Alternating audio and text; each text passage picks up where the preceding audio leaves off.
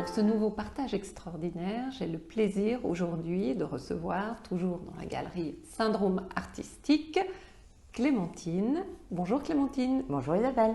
La particularité du jour, Clémentine, c'est que tu n'es pas venue seule.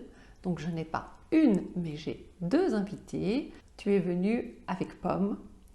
Et là, tu vas nous expliquer justement pourquoi la présence de cette jeune chienne Carlin avec toi.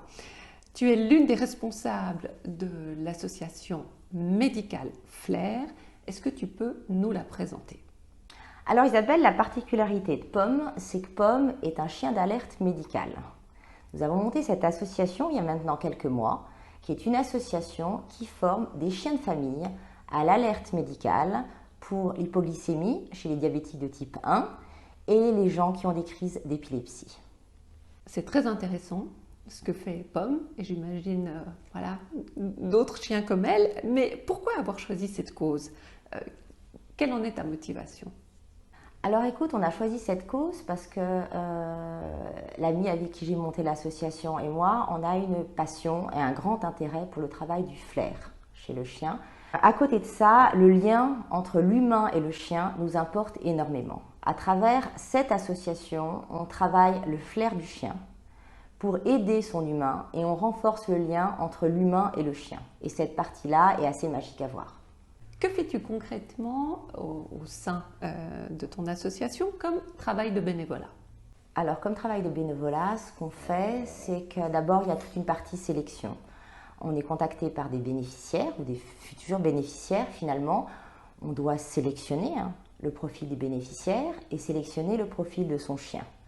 Si le bénéficiaire est propriétaire d'un chien, on vient dans la famille et on passe des tests avec le chien. Si le bénéficiaire rêve d'avoir un chien, et en premier lieu, c'est ce qui est important pour nous, que la famille ait envie d'un chien, dans ce cas-là, on peut l'aider. Nous travaillons avec un refuge en Sicile. Sur place, nous avons une éducatrice qui fait passer des tests aux chiens, qui nous envoie les films des tests et nous sélectionnons des chiens. Les chiens sont éduqués au flair pour reconnaître des crises épileptiques et d'hypoglycémie. Actuellement, en Suisse, combien de personnes vivent avec un diabète ou avec une épilepsie? Alors écoute, actuellement, il y a en Suisse, on compte 500 000 personnes qui ont un diabète, mais sur ces 500 000 personnes, 40 000 ont un diabète de type 1. Nous travaillons pour les gens qui ont un diabète de type 1. Au niveau de l'épilepsie, on compte 70 000 personnes qui sont sujets à des crises d'épilepsie. Comment s'organise votre travail d'éducatrice? La formation du chien, les relations avec la famille, le ou la propriétaire du chien?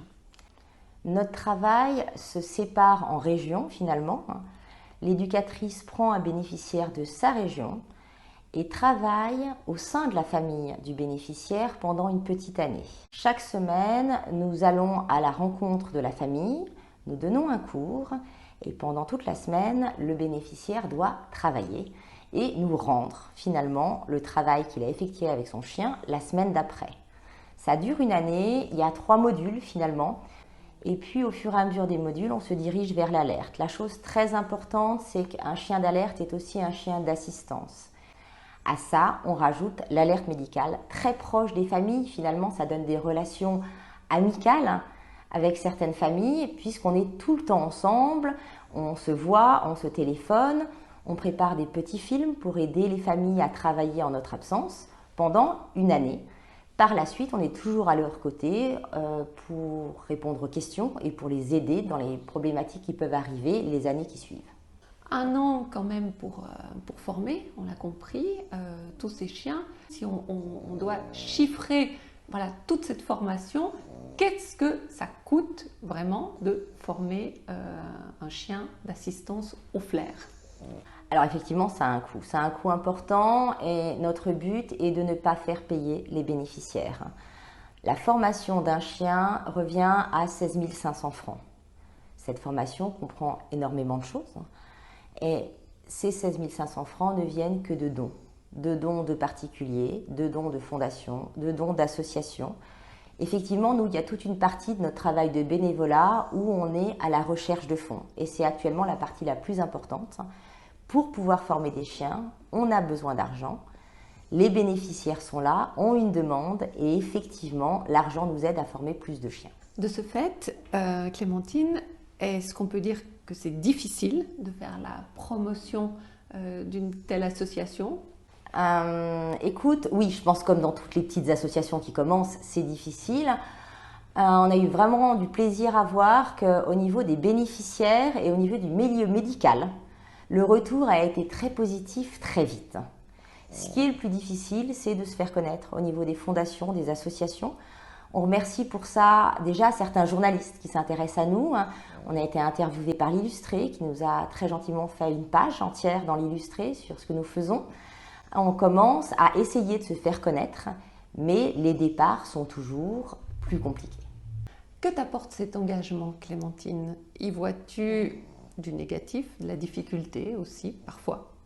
Écoute, pour l'instant, j'y vois que du positif. J'y vois que du positif parce qu'on a un relationnel avec l'humain qui est absolument génial, surtout en cette période actuelle. Finalement, le chien d'alerte aide son humain, mais tout ce travail renforce le lien entre l'humain et le chien. Et nous, on voit ça et on aide à ça. Et pour nous, c'est quelque chose de génial parce que c'est aussi pour ça qu'on fait ce métier. On comprend que toi, tu as énormément de plaisir. Ça se voit, ça s'entend dans ce que tu fais, Clémentine.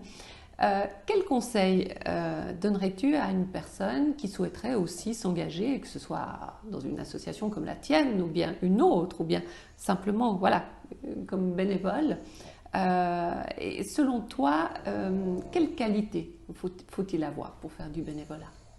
Alors écoute, je pense que le conseil, c'est d'être convaincu par ce qu'on a envie de faire, convaincu par son projet, convaincu que son projet va aider les autres. Et puis je pense dans une époque où tout est basé sur l'argent, sur la réussite sociale, c'est intéressant de se retourner vers l'autre, de voir qui a besoin, de voir comment on peut aider avec ses compétences. En conclusion, Clémentine, la question que je pose à tous nos invités dans Partage Extraordinaire, quel coup de cœur aimerais-tu partager avec nous ? Alors écoutez, moi j'ai une idée que je trouve assez sympa. Il y a un jeu qu'on peut utiliser en famille, c'est un jeu de société en famille, entre amis, avec les enfants et avec les chiens. Ça s'appelle Pile Poil le défi. C'est un jeu super avec des défis, il y a 369 défis. Des défis drôles, des défis plus compliqués, des défis d'intérieur, des défis d'extérieur. Et ce sont des défis que l'on fait avec son chien ou avec ses chiens. C'est super sympa, c'est drôle, on s'amuse et il y a un côté éducatif. C'est un jeu qui a été fait par un éducateur canin. Il y a un côté éducatif, plus ou moins difficile selon ce qu'on choisit, c'est top. Est-ce qu'on pourrait, pour que voilà, ceux qui nous regardent et nous écoutent comprennent bien, demander à Pomme de faire le petit exercice quand elle barque, quand elle va par exemple indiquer à quelqu'un qu'il va être en hypoglycémie. Donc là, je vais déclencher le comportement puisque je n'ai pas de crise d'hypoglycémie et que finalement c'est la crise qui déclenche le comportement. Donc je vais lui demander, Pomme, Pomme Poc, oui, Pomme Poc, oui, Pomme Poc, oui. Le chien va poquer pour vous prévenir qu'une crise d'hypoglycémie est en train d'arriver.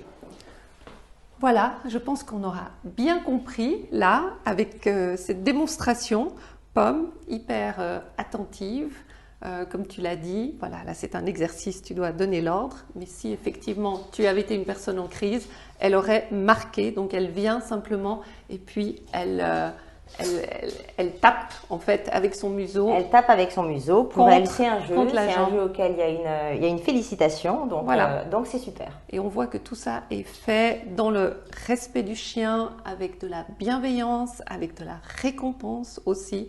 Et je crois que c'est comme ça qu'on y arrive. Voilà, c'est comme ça qu'on y arrive et c'est, je pense, la seule solution d'y arriver de façon correcte et positive. En tout cas, un grand merci Clémentine. Merci Pomme pour ta participation professionnelle et efficace. Ça a été vraiment un partage extraordinaire. Merci à toi Isabelle.